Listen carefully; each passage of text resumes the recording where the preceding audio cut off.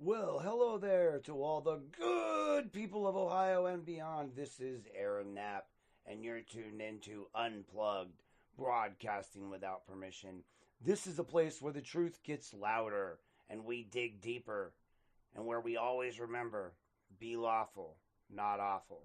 If you want the full stories, the documents, the videos, and everything they don't want you to see, head on over to AaronKnappUnplugged.com, my new home for every investigation, every episode, and every update. And while you're here, be sure to like the video, follow the page, and hit subscribe, and share this with someone who needs the truth. We're building something real here. We're building something fearless, and we're doing it together. Welcome to Unplugged. Let's kick this thing off. Plug with Nap. Yeah, we cut through the noise. No script, no leash, no polished decoys. Broadcasting without permission. We don't ask. We lift the curtain and we drop the mask. Unplug with Nap. Yeah, we cut through the noise. No script, no leash, no polished decoys. Broadcasting without permission. We don't ask. We lift the curtain and we drop the mask. Unplug with Nap. Yeah, we cut through the noise. No script, no leash, no polished decoys. Broadcasting without permission. We don't ask. We lift the curtain and we drop the mask. Unplug with Nap.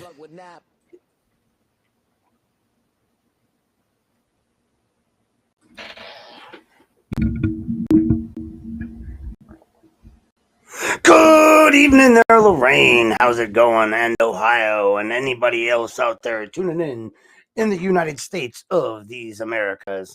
I appreciate you guys stopping by here tonight. I am Aaron Knapp, and you have reached Unplugged with Aaron Knapp. That's right, Unplugged with Aaron Knapp, the show where we give it to you straight from the truth pipe. That's all you get here is the truth, nothing but the truth. The truth, the whole truth, and nothing but the truth. And in tonight's special episode, I'm going to bring to you one thing that I haven't posted yet, and that's the explosive Garrity interview done by then Sergeant, now Patrolman Rivera himself, where he discusses everything from that night with his union rep present. We're going to get right into that one, guys. So go ahead and buckle up because it's going to be a good one. All right, we're on the record. It's May 1st at about 10 o'clock in the morning. I'm here with Sergeant Rivera and his union representative, Lieutenant Camarillo, regarding IA 2513, a complaint against Sergeant Rivera, who was involved in a traffic crash with his department cruiser.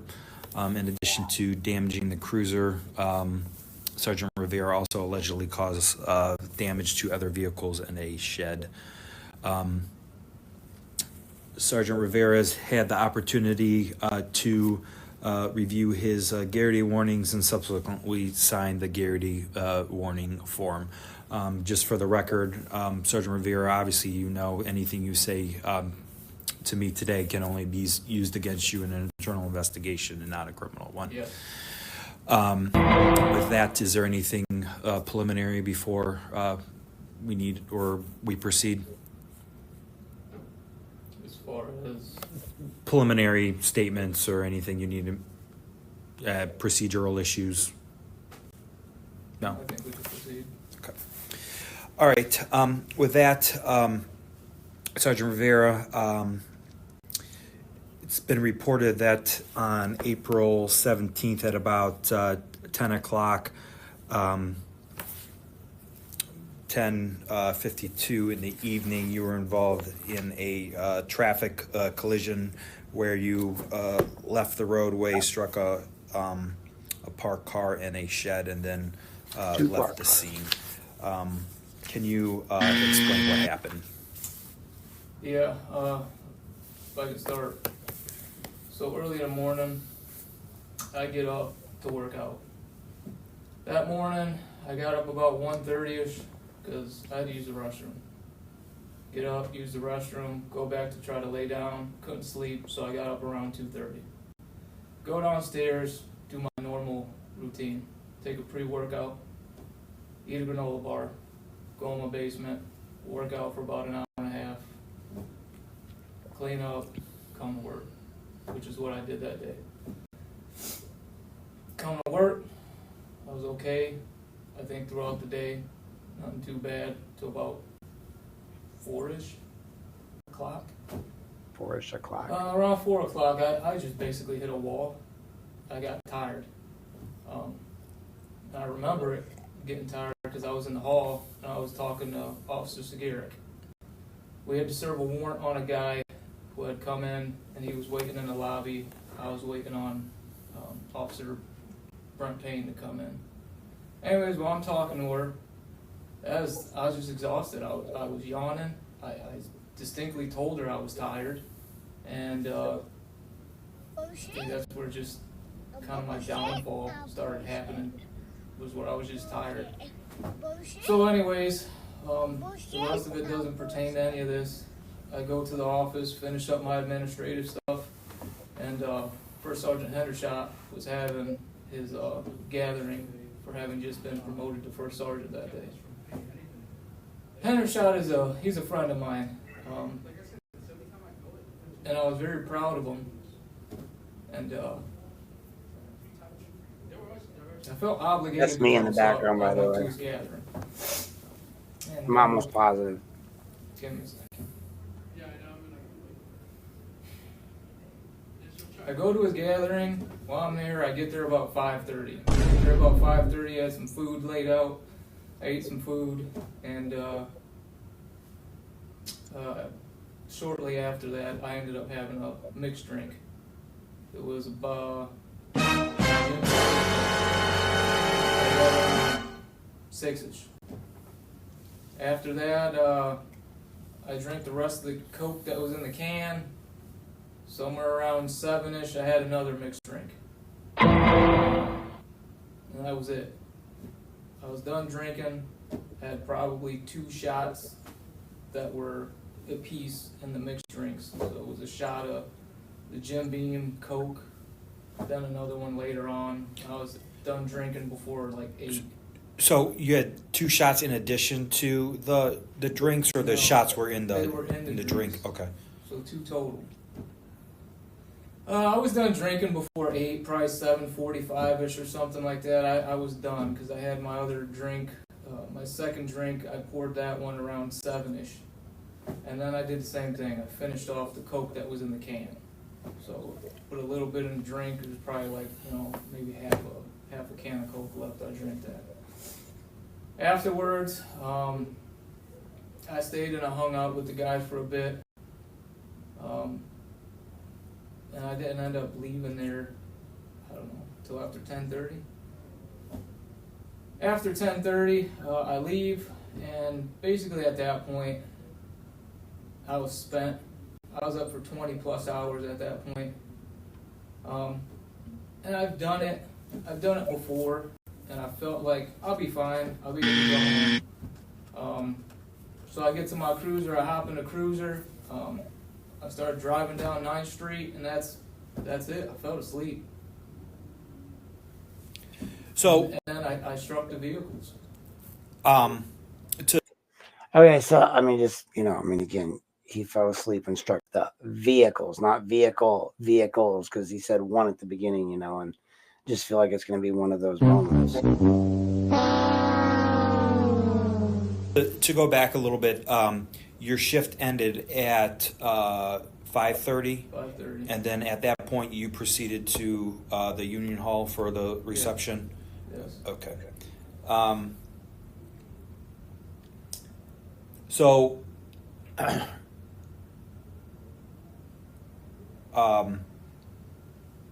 were you drinking in uniform, or how did that? Can you explain the particulars of that? I changed before I got there. Okay. And you don't live in the city of Lorraine, correct? No. Okay. And in fact, there's some distance between your house and the police department for 10-15 minutes. Okay. So you left the Union Hall. Did you remember your route or anything like that? I remember getting on 9th Street, driving west on 9th Street. That was about it. Okay. What's the next thing you remember? I remember waking up because I heard the loud bang. When I got up, I hit a car. At that point, I wasn't even thinking rationally. It was just flat out panic kicked in, because all I could think of was, you fell asleep, dumbass. You just struck cars. And that was it. It was no real rational thinking. It was just a matter of panic and look what happened. And the only response that came into my head, which clearly I'm ashamed of, was to back up and go home, which is what I did. I believe I can fly. Go home, and essentially when I got there, I opened my barn door, pulled the cruiser inside. I got out, looked at the damage, and it went from panic to an adrenaline dump to just sadness and depression. Emotional damage.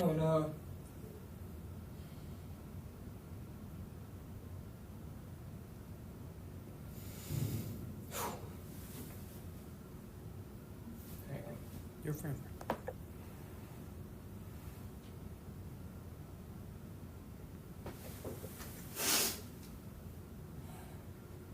At that point, reality just set in. Tons and tons of bricks. It's like it just hit me. And I go, every negative thought just starts pouring in your head. Mm-hmm.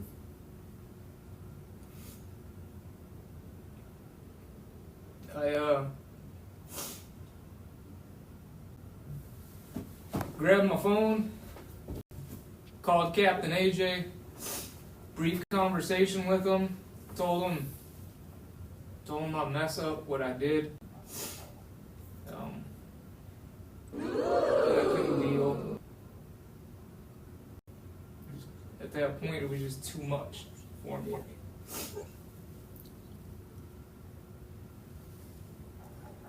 So I made the other bad decision, because I wasn't thinking about much of anything other than how I messed up. I made the other bad decision of going, well, I can't cope, so I need to figure out a way to cope right now. So the first thing that I did was I opened my fridge, I grabbed this bottle of vodka, and I just drank. Just wanted to numb it. I don't even have words for this. Got a call, captain again. Said Lieutenant Ball's coming by. And then we went through the process after that. The process. So, how much vodka would you estimate you had? A lot. A lot. Just popped the cap and drank. Okay. To go back a little bit, when you had the 2 mixed drinks and you left the hall, did you feel intoxicated? Nope. So you don't believe you were impaired at all driving the cruiser? Not at all. And it was strict. Here's my other belief. I know I wasn't, but I know that I wouldn't have been able to leave if I was. What do you mean by that? There were 2 good men that I know for a fact wouldn't have let me leave. So he's throwing other people under the bus. I got it. Just wouldn't have happened. To answer your question, no, I was not intoxicated when I left. So,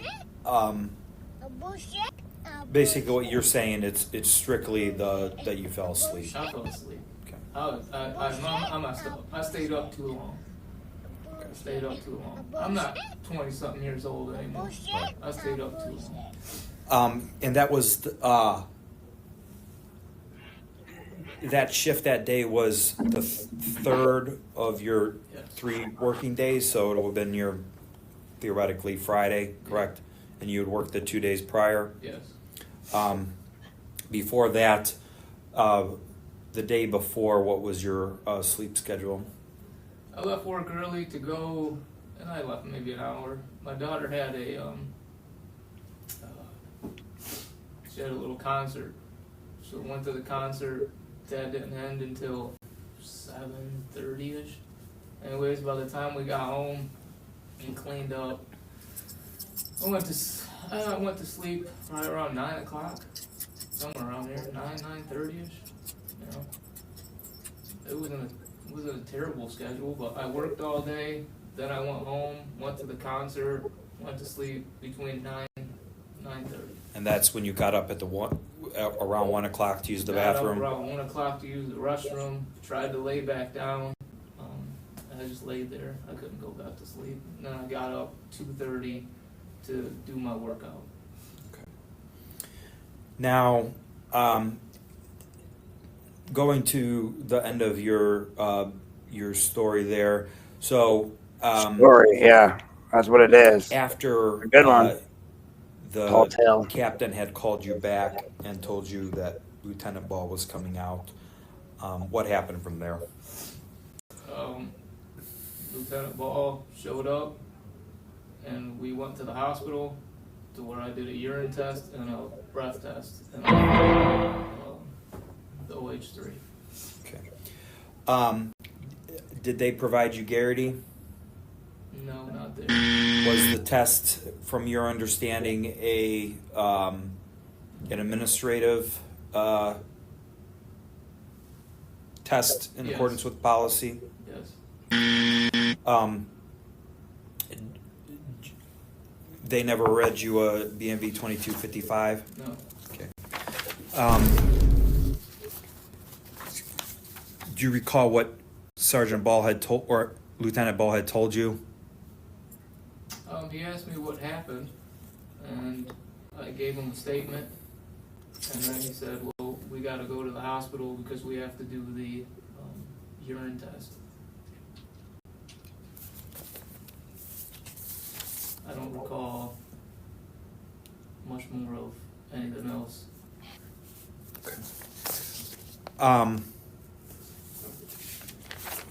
And you recall giving a breath test, correct? Yes. And those results were 138 and 131, correct? Yes. And you're saying that you believe, in your opinion, that that level of alcohol was post-crash Yes. because of the That's the result of me consuming the vodka. Okay.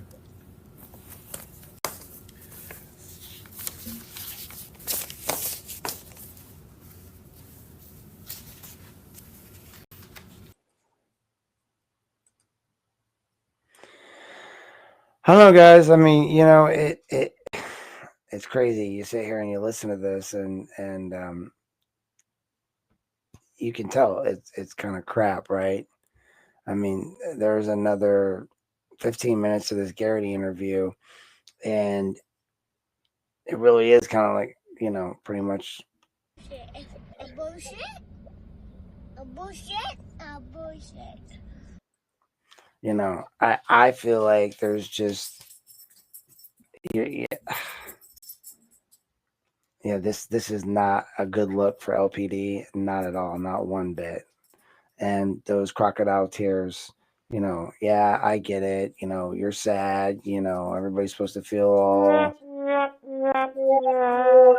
for you, but you know, and I know maybe in the end you'll have some Emotional damage. but all I know is that you're going to have to figure this one out, because nobody is shocked by what's occurred here and anymore. I think your guys' behavior is just, I mean, why would I be shocked that you would excuse him when you excused everything else that went on about this? It doesn't surprise me. It saddens me that this is how our law enforcement would react. And, I mean, he should have resigned. I'm sorry. You put your other officers and fellow officers in a bad spot. You did something you shouldn't have done, and you know it. We know it. Everyone knows it. You should have resigned. But let's get back to it.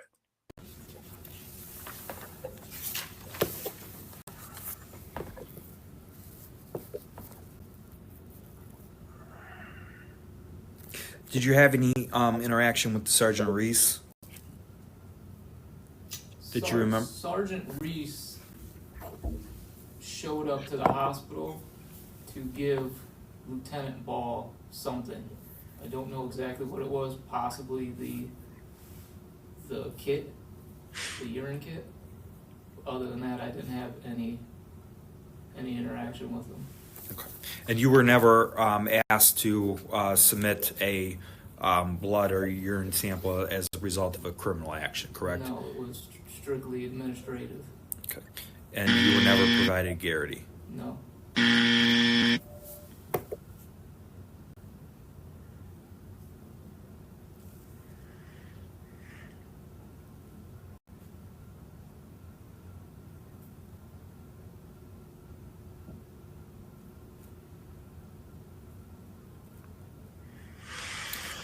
From what you remember, What after drinking that bottle of vodka post crash, did you feel like your level of intoxication was increasing? Yeah, I wasn't where I was when I first got home. I'll tell you that. I just drank and started getting drunk. Okay. Did you feel yourself post crash of like start to feel that alcohol effects, slurred speech, or like you have a hard time walking or anything like that? No. Okay. You mean prior to No, sleeping, or I'm at this point I'm focusing post crash during your interaction with Lieutenant Ball. so post crash during my interaction with Ball? Correct. Yes, I had consumed that vodka. Right. Yeah, I could tell that I was getting drunk at that point. That's my question. So for clarity, I'm sorry to interrupt. So for clarity, are you saying after he arrived home? Correct. Okay. After I arrived home and drank the vodka, yes. Yes, I could feel myself getting to the point of, I was drunk at that point. Okay. And just to go back, so to be clear, pre-crash to leaving the hall, you don't believe you were intoxicated, correct? No. And if someone there would have saw that you were intoxicated, They wouldn't have let me leave. they wouldn't have let you leave. No. Okay.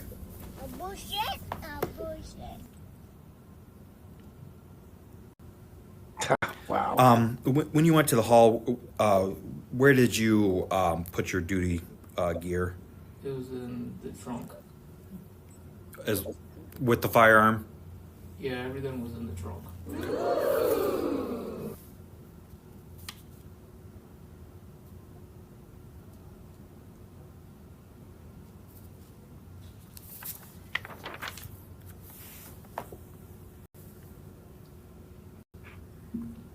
Wow. And you were, from what you recall, you were cooperative with Lieutenant Ball throughout the process? Yes. These are the most mundane questions I think I've ever heard in my entire life.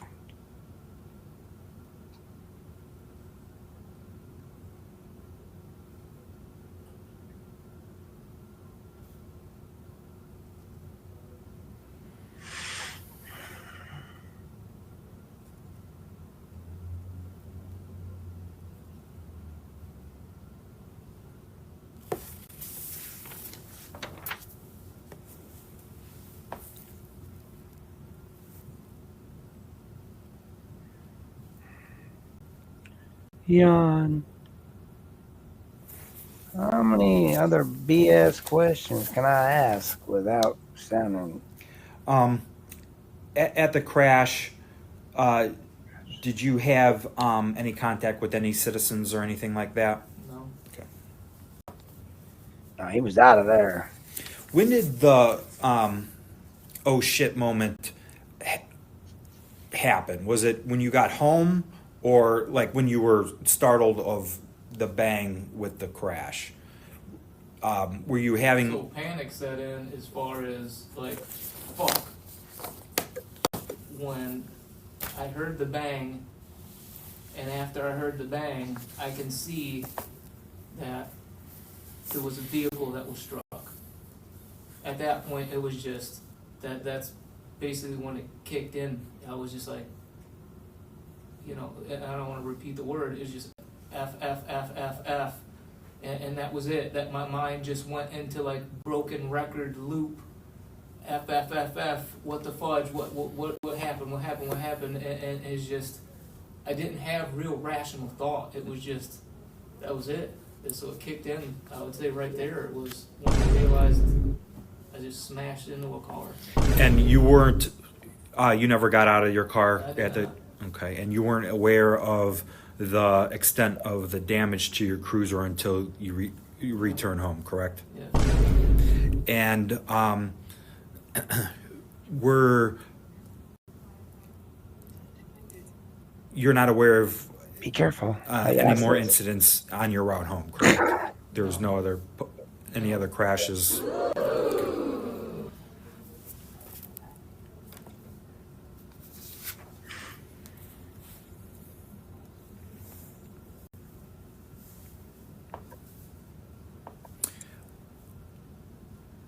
Do you believe you satisfied reporting standards by contacting the captain as soon as you became aware? Yes.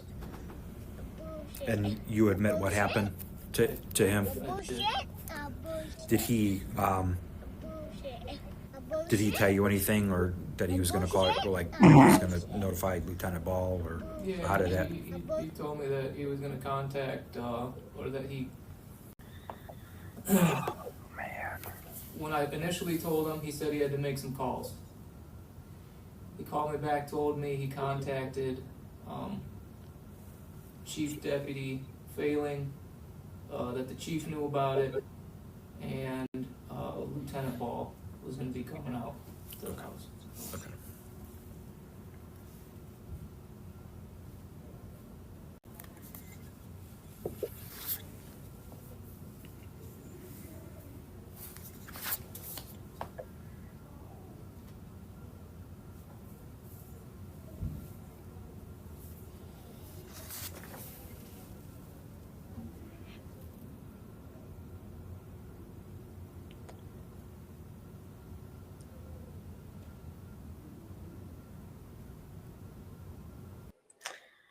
All right, folks, as we come up on the 30-minute mark, I want to thank you for tuning in tonight. This is Unplugged with Aaron Knapp. We appreciate you guys tuning in to all of our podcasts. And while you're here, please take a quick gander at our local sponsors. We're going to take a quick break here for you, and then we'll be right back with the final part of this Garrity interview. So stay tuned. That's right, folks. Stay tuned, because we will be back. In the meantime, if you get a chance, when you go to our website at www.aaronnapunplug.com, check out our books. We have Sunshine Laws, or Sunlit. Sunlight is a headache for somebody. How to use public records to beat bad governments in Lorain County and beyond. Exclusively offered to you by Lorain Politics and Unplugged Aaron Knapp with Aaron Knapp. So check it out. We have all of them on our page. And you can download the book. You can download the forums. You'll even get a copy of the Sunshine Laws, free download of that. So if you feel like it, go on over there and check that out and support the cause. In the meantime, we'd like to give a special thank you out there to our sponsors tonight. Unofficial, of course. One of them is going to be attorney Robert Gargas. He is an attorney that we highly recommend. And if you feel like you need an attorney who can represent you in multiple areas of the law, please reach out to Robert. He's doing great work out there for everyone. In the meantime, we also have all of our sponsors here. So stay tuned, and I'll be right back. Here at Unplugged with Aaron Knapp, we like to thank our sponsors. We have a few unofficial sponsors tonight, and they are definitely not paid sponsorships. I want to throw out there a big thank you to Joseph Jones and Eric Jones of the Lorraine Daily and the Vermilion Daily. They have a local news page. You should check them out. They do plenty of great work broadcasting all the news that is the news that you want to have in Lorain and Lorain County. So check them out. Also, please, if you need any legal services, feel free to reach out to Robert Gargas. You can find him listed online. He's a fine attorney and comes highly recommended by yours truly. And last but not least, I want to mention DNC Radio. Please make sure you check out one of the up-and-coming internet hip-hop stations and all of their shows. They put on a lot of shows. You have the Never Outdone show. You also have the Eric Bowen show, Speak Up, Speak Out. So please make sure you guys check them out as well if you're looking for your latest and up-to-date hip-hop artistry. Thank you for tuning in. This has been a non-paid sponsorship brought to you by Unplugged with Aaron Knapp. Here at Unplugged with Nap. Yeah, we cut through the noise. No script, no leash, no polished decoys. Broadcasting without permission. We don't ask. We lift the curtain and we drop the mask. Unplug with Nap. Yeah, we cut through the noise. No script, no leash, no polished decoys. Broadcasting without permission. We don't ask. We lift the curtain and we drop the mask. Down to all of our departments and assure that as part of our regular checklist that we have for many projects that we can visit this. This is not a common area because we typically don't waive fees. So it's one of those areas that we'll revisit here as we move along. Thank you, Mr. Carrion. Say something? Then why are we? Say something? Then why are we? You want to get an attitude? You work for me, Carry On. Yeah, get it. Do it. Ray, no. Let's have it. No, your employee is addressing me, sir. No. Excuse me, President Arredondo. My dog's calm down, bro. President Arredondo. At this point, I would move to. Sorry, I couldn't help it. I just needed to share my most recent interactions with City Council as a City Council member illegally addressed me when he shouldn't have been, because under their rules and everyone's rules, he held the floor and he was supposed to address me in a certain way. Well, actually, wasn't supposed to address me at all. He's supposed to say it through the chair. But even then, I'm an audience member, and case law clearly prohibits that from occurring. And then the city turned around and posted it on their website with, they've created minutes that omit those statements where he's saying, "Did you say something?" And they're claiming they didn't hear it, but you guys heard it, right? That's all that matters, right? So let's get back to the last part of this Garrity interview with now Patrolman Rivera, but Sergeant Rivera at the time, as he expresses his remorse and tears and feels really sad and just is really bummed out about the fact that he demolished 2 cars, a patrol car, a shed, and sped off down a city street down the middle of the road. But hey, I digress.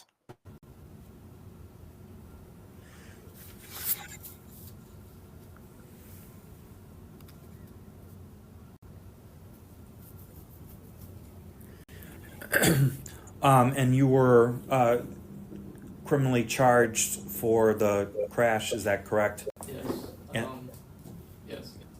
Failure to control and leaving the scene. And that case remains pending. It does. I have court on the 6th. Have you entered a plea? No. It says that I have to show up, so.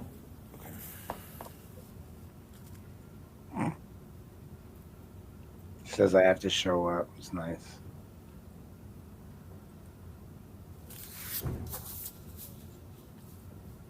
What kind of think you might need to show up for your... Oh, wait, that's right. It wasn't OVI here. You would, and I assume you acknowledge the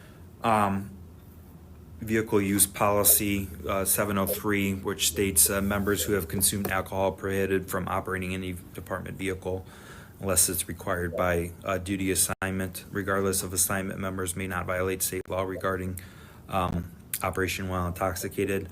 I understand that you deny the level of intoxication, but admitting to have consumed 2 drinks, that you would acknowledge that violation of policy?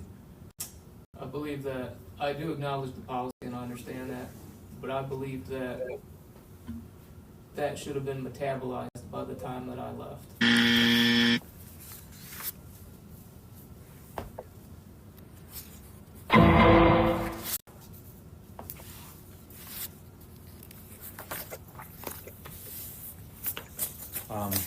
That's all I have. Do you want to make any other statements or anything that we didn't cover?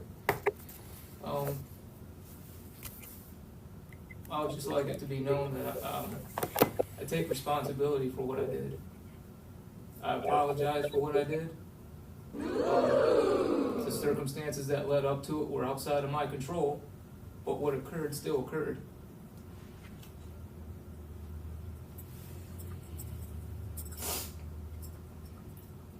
I'm trying to keep my job. I do understand consequence has to come from it. And I do understand the severity of this. I'm not trying to minimize that. I'm sorry for having caused that family the damage and the troubles that they have to go through. I'm sorry for causing the department and the city of Lorraine and all the administration the problems that they have to go through. And I should have done better. I wish I could have done better.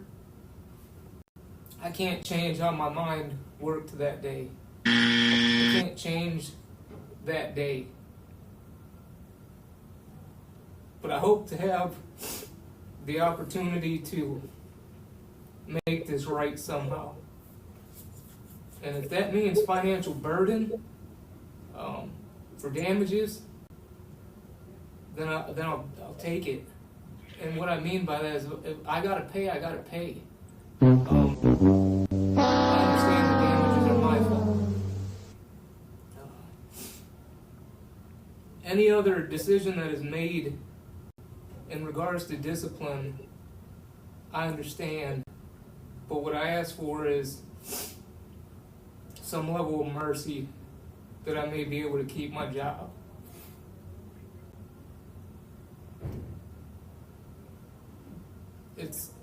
It's important to me for many reasons, but I do more good with this career path. And I've had a lot of jobs. And I have skills elsewhere. But I've never felt that I can make a difference like I do here in this department, in the city I grew up in.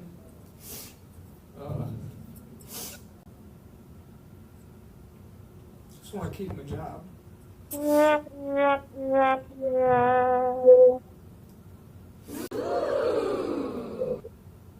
I understand I may not be deserving, but I'm asking.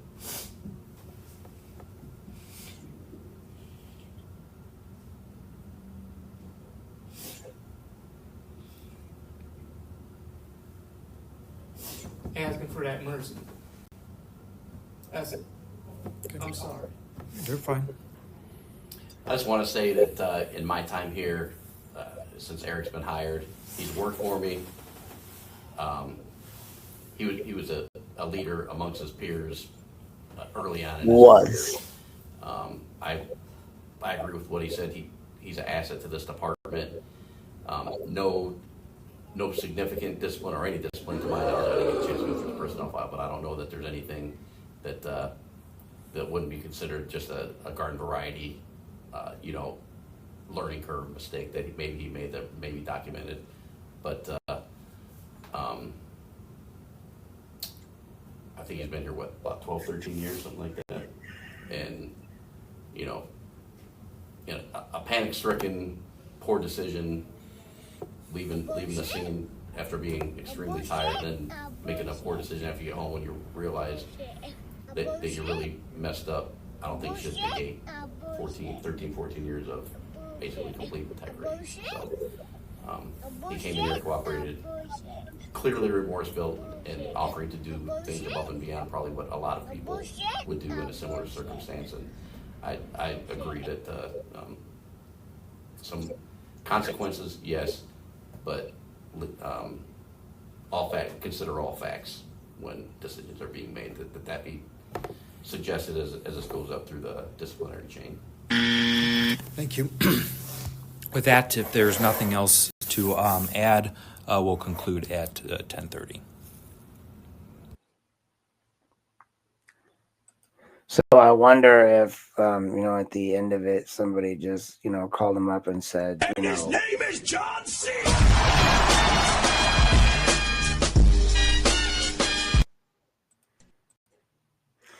anyway, I feel like, honestly, listening to him cry gave me a little bit of Emotional damage. and I'm just not sure I'm ready for it. But that was the saddest thing I've ever heard in my life. I just want to say none of us would have gotten that same treatment. Not one of us. And I get it. Yeah, you're sad because you threw away a third. Well, you didn't throw it away because they let you keep it, but you committed acts that should have thrown away a 13-year law enforcement career. And I think the thing that you need to be the most concerned about isn't it. It should be the position you put your fellow officers in. I mean, Nikki did not treat the public well that night, and she's now viral. You did not treat the city very nice that night when you decided to drive home drunk. Because when you look at the ops report, and I posted that online as well, that went along with this IA interview, they clearly stated that he was obviously the level of intoxication he had and the time frames that he gave. He lied.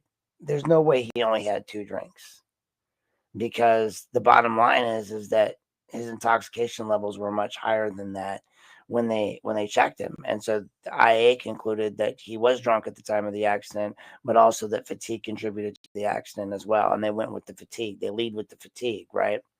None of us would have gotten that treatment. Not one of us, not one person out there would have gotten this treatment at all from anybody when it comes to this. Not even, I mean, maybe Tony. I don't know. But I'm just saying, guys, like, this is ridiculous. You'll crucify others online for way less, and you'll let this police officer. And again, we've shown the video. We've shown it numerous times. We've shown the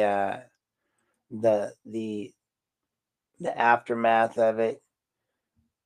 I'm trying to see if I have. I don't think I have it up here on the website, but I was trying to find it earlier to see if I could find it on the site, to see if I actually have it on my site. I know I really want to say once again thanks to John Bryant, for the civil rights lawyer, for sharing this out. It's the second time he shared some stuff out for me. He did it with the information that he put out for the Hildreths as well, and that went crazy busy, I know.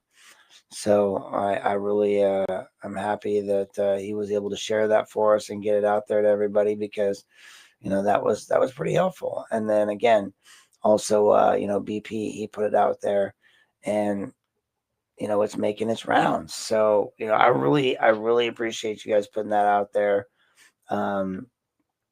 because it's been really helpful to our drive and to the people that we wanted to get this out to. So thank you so much for that, because I really appreciate you. So yeah, so just to remind everybody, I'm just gonna pause this real quick, And they didn't give us the audio that goes with it, but I've shown this before, and I want to show it again one more time before we close up tonight. So I'm sharing this off my Facebook, so apologies depending on what it looks like. But this was him hitting the shed, and this is him fleeing the scene, folks. Just so you see it.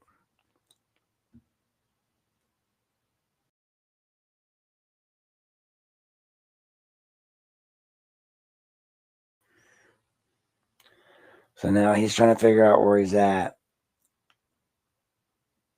Is this oh shit, oh shit, oh shit, oh shit, oh shit, oh shit? Or no, it's OF, OF, OF, OF, OF, OF, OF. Now why didn't I drive through these bushes? Oh, yeah, screw that, right? Who cares? Now we're going to get on the road and we're going to speed. We're going to fly down the road. And let's go around this car. Who cares, right? Screw traffic laws. Drive down the middle of the street. You see the yellow line right there. He's not even like, I get it. Those streets are tight, but dude, look at this. I mean, it's just insane. Smacks into this is after he's hit the car. He's hit 2 cars already, and he comes and hits the shed. Surprised he didn't hit the tree. And I'm surprised that was all the damage that was done. And I'm still waiting to see if they're going to give me the body cam footage of the, not the body cam, but the footage that activated when he hit the 2 cars. Because I know it came on before this. There's no way it didn't. And I know that there's no way there's no audio. And I know that he had the radio going. I want to know what happened, as we all do before. But look at this again. Just drives right past them. No care in the world. Not a care in the world. Speeding down the road. Not a care. So, folks, I'm disappointed beyond all belief. And I don't understand why these kind of things keep happening everywhere. I pointed out in my other stories and I pointed out in my other podcasts, this is not, just a Lorraine thing.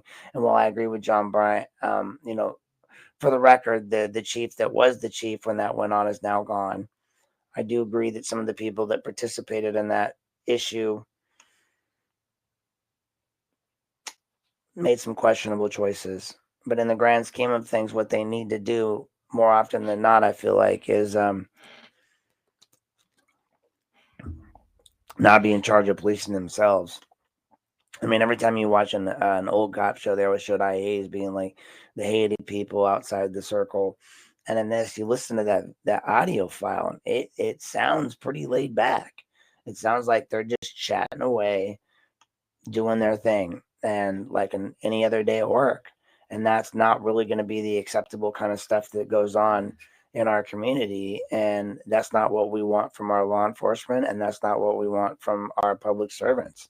We want better. We have a right to expect better. And I feel like, in this case, we didn't get better. What we got was worse. And they're excusing it. And I just don't feel like that's okay.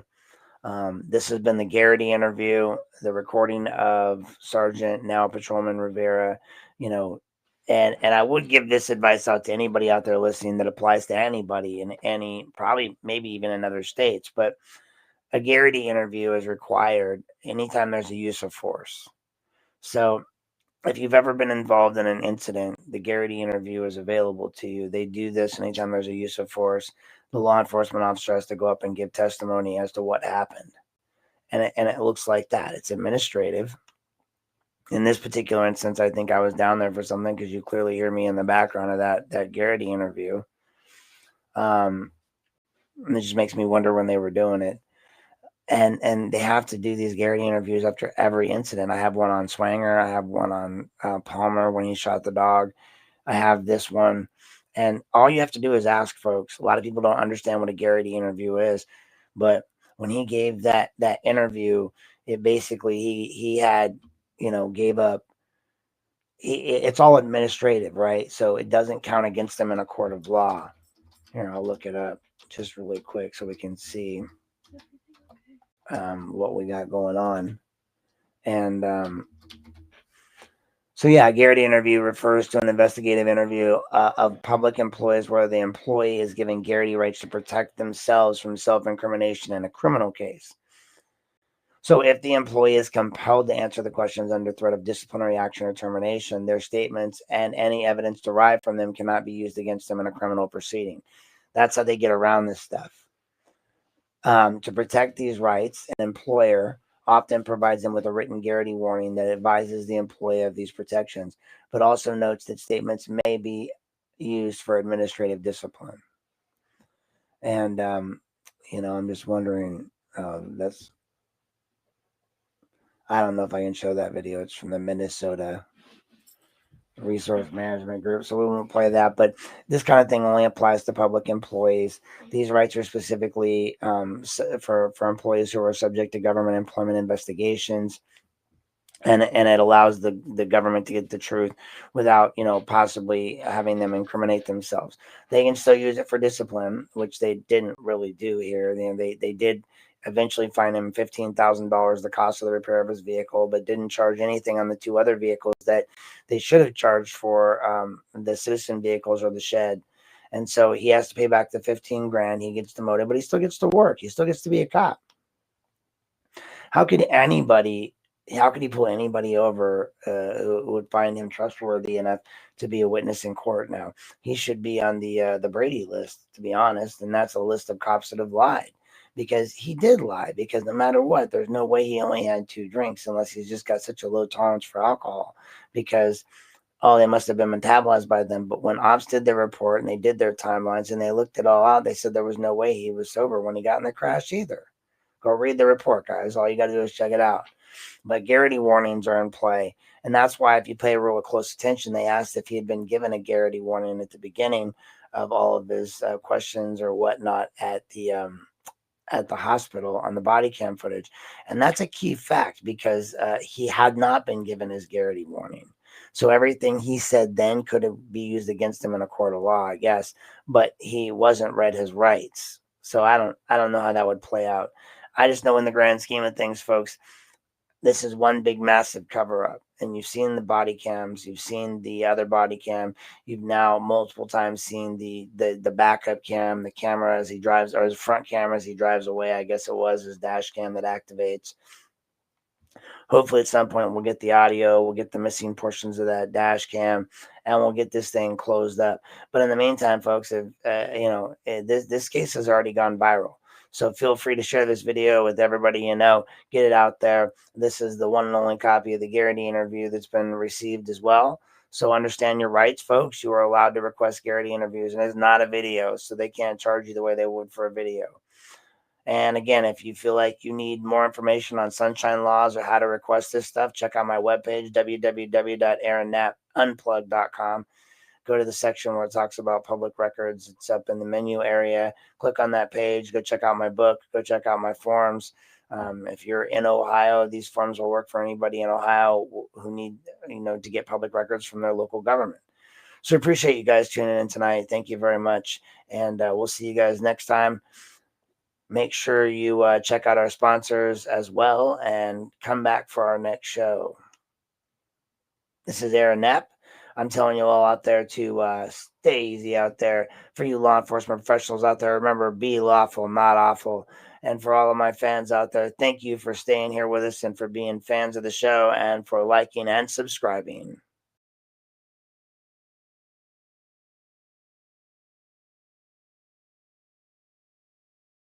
Unplug with Nap.